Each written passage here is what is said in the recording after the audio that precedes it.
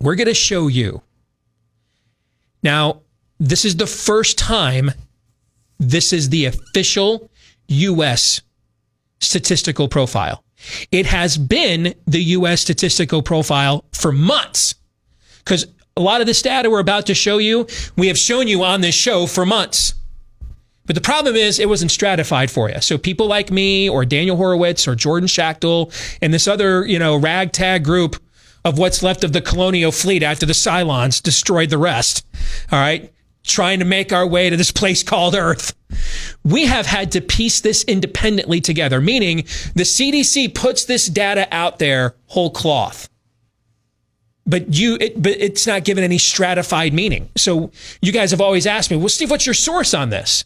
And I can't send you to a link because it's my own proprietary work with the CDC's actual data. For you to see it yourself would mean you'd have to recreate my work. You know what I'm trying to say? Right. Like I'm taking their data and then putting it in a form that makes sense to you.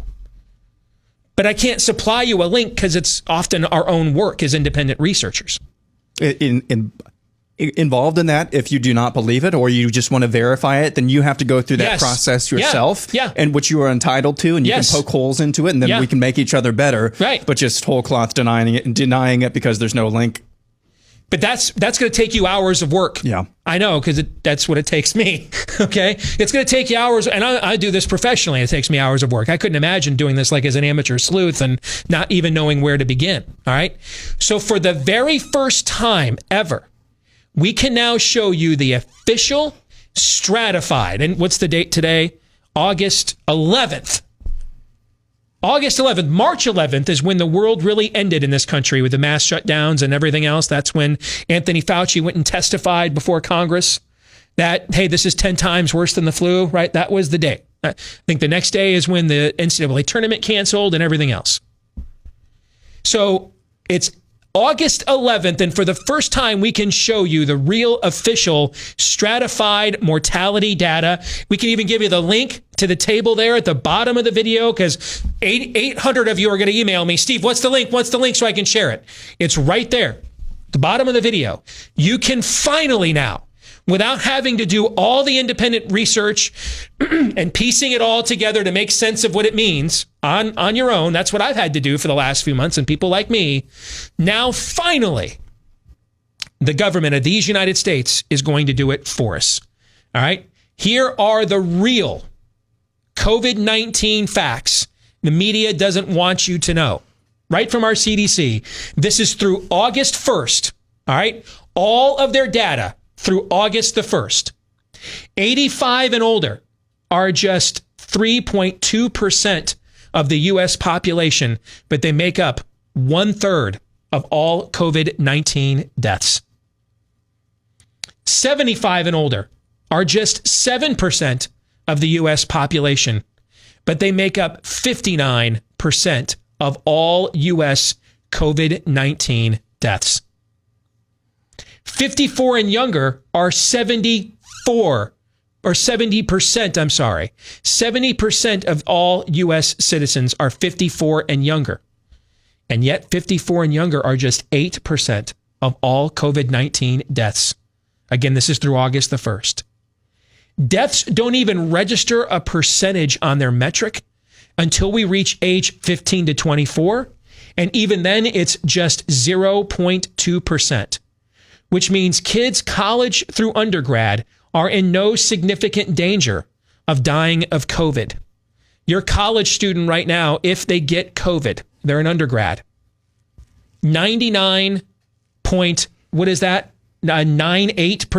percentage that they will recover if they get it. If they get it. If they get it. That's the percentage of recovery if you have a college adult, according to our CDC through August 1st. And if they're younger than that, the odds go demonstrably higher. In fact, if you look at the table, I believe it only records, is it 45 deaths total or something like that for kids K through 12 in the entire country of COVID-19. That's why they've been outside, at home, all over the country all this year. Now, here is the key thing to keep in mind, though, okay? There's two things to keep in mind. Number one, the median age of COVID death right now in America is 78. if people keep sending me notes, Steve, I'm trying to do the research you're doing, and I'm looking at the excess deaths in CDC, and I'm seeing it's not that much higher than it is in 2017 or 2016. I must be reading this wrong because I'm watching the news, and it's all this bad news, and yet when I look at the total excess deaths, which, by the way, if you're researching and you're starting there, you're smart. That's the right place to begin to get a baseline. You're right to do that. You're smarter than the average bear. Props to you. But you're going to note that there's not a huge difference in these numbers. And so a lot of you have been emailing me, Steve, it doesn't make any sense.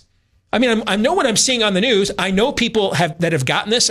I know people that have died, but the total excess deaths in this country, what did we say about a month ago? Texas was at only 2% higher excess deaths than it was at this time last year.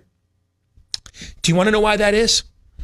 Go back, put that back on the screen, Aaron, full screen. This number right here is why. The median age of COVID death in America right now is right around 78. It's like 77 point something. So it's right around 78. You know why that matters? Do you know what the average lifespan is in the United States right now? What average life expectancy in the U.S. is? 78. That's why you're not seeing massive amounts of more of excess death. Because even Neil Ferguson, when he screwed the world with his crackpot model at Imperial College that turned out to be false, even in that model, you know what he said? That he estimated about 63% of all COVID deaths were going to be people that died within a year. Anyway, premorbidities, comorbidities, respiratory failure, cardiac failure, morbid obesity, right? Remember when he said that? Guess what? That turned out to be the only thing he was right about. The median age of COVID death in America is 78. That is the actual life expectancy in America right now. That is why you're not seeing massive amounts more of total excess death. Because COVID-19 is killing people, sadly. But it is, by and large, killing people that were probably going to be killed this year anyway. And that's why the total excess deaths have not skyrocketed. I can't stress that point enough when we start talking about getting back to being some form of normal as a country. And then this next point is another one I can't stretch enough. All of this COVID-19 mortality stratified data from CDC, keep in mind how they code it. It's all coded as death with COVID, not from COVID. We don't actually officially even know. Now, we can do all the research and give you a pretty good educated estimation. But we don't officially know what the numbers are of people that have died from COVID itself, meaning they weren't going to die until they contracted COVID. And that is the cause of their death. They didn't die in a car accident and test positive. They didn't jump off a building and test positive. They didn't already have diabetes and tested positive. They already didn't have stage 4 cancer and tested positive. They already didn't have respiratory failure and tested positive. Meaning they were otherwise healthy, no comorbidity had presented itself until they contracted COVID and then their body failed. We don't have those numbers. It's August 11th.